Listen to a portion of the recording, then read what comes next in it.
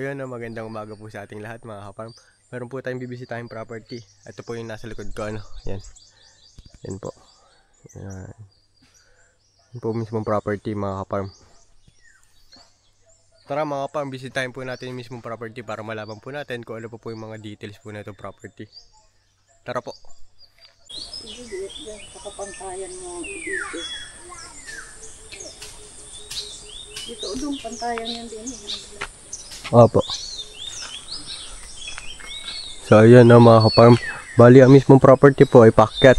Yan, papunta po sa mismong taas na yan. At dito po sa gawing ito, simula po dito, tatayo po ako dito. Ano? Yan. Itong baba po na are, yan.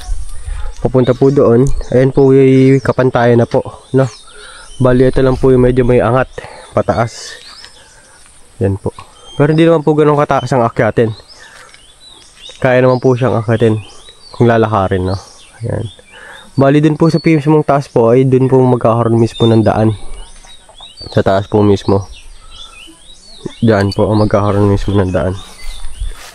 Dito po sa may katabi po na mismong property, meron daw po itong waterfalls. No, hindi na nga po sakop ng property, at least po ay mainam na meron po ditong source of water, no. Bukod po sa ilog. Mamaya po bibidyo ko po mismo yung ilog para makita nyo po, no. Running water po 'yon at di po natutuyuan. Po. Kung mapapansin nyo po, ang mismong property ay mayroon po mga maliliit po na puno ng buko. Ayan. Puro mga maliliit pa lang po ang mga nakatanim. Ayan. At puro mga saging, no? Ayan. Kaya po nito. Namumunga na po, ano. May saging na po. More on saging na po ang nakatanim dito. At puro buko po na may mga maliliit na nga lang po. Iilan-ilan na lang po yung malalaki. Ayan. Halos mga bagong tanim po yung iba. Ayan mga kaparm. So mga kaparm, patungkol naman po tayo sa titulo po nitong property, ano? Mother title po ito mga kaparm. At meron na daw po itong manahan. Dalawa po ang magmamana po nito. Mismong property.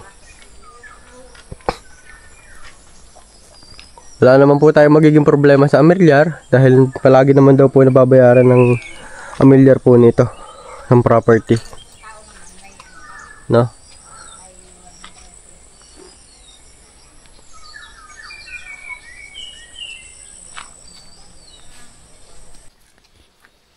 So bali po mga farm, no?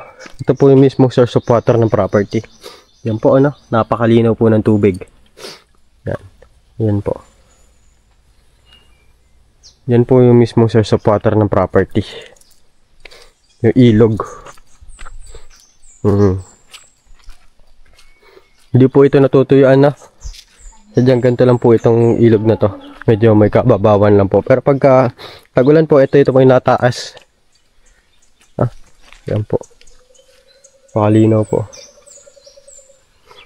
So yun po mga farm, no?